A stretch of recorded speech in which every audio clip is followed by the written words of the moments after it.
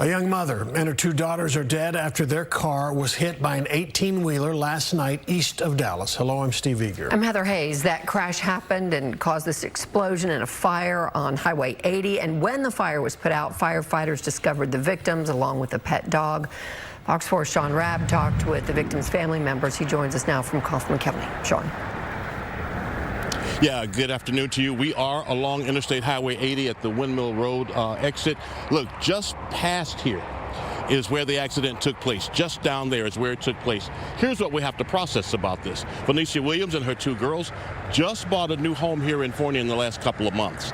Family members describe them as late-night foodies. They say they like to go out and get snacks late at night, and they believe that's likely what was happening last night when something went wrong with their vehicle, and then the unthinkable unfolded. What do you want people to know?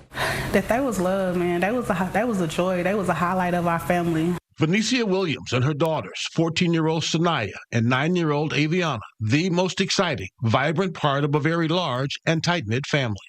They were literally the glue to our family. They were the first. They were the first grandbaby, the firstborn, the first daughters. Like, they taught us how to love, how to be mothers, how to support each other. Support each other is what this family has to do now more than ever, after Vanicia and her babies were killed Sunday night, hit by an 18-wheeler on U.S. Highway 80 eastbound in Kaufman County at Windmill Farms Road, after her car broke down in the right-hand lane. Has she been having any car trouble that you're aware of? Not that we're aware of that she was having any car trouble. We're truly not sure what happened to where the car was disabled. Was it a flat? Was it mechanical? The 2013 Hyundai car pushed over the concrete bridge railing. The trucker managed to crawl out of the wreckage, shaken but not hurt. This tragedy is a reminder that if disabled vehicles on the roadway, turn on your hazard lights, get completely off the roadway if you can.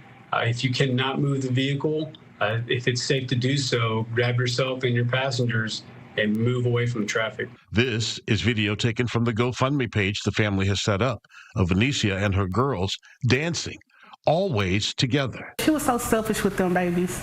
Like, she'll barely let you get them, barely. I mean, she was real strict. She ran a very strict program about her baby. She was a big mama bear. She was very overprotective. I said, oh, she had to take them babies with her. Anywhere she go, them babies was behind her. They're together. She wasn't leaving her babies behind, regardless. She wasn't. Family matriarch Vanessa Williams, more reserved today, but did want people to know she is leaning on her faith. We believe in God.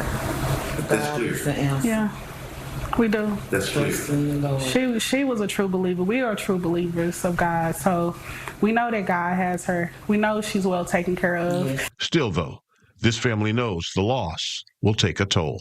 It's not going to be the same. No holidays, no birthdays. It's definitely not going to be the same without them.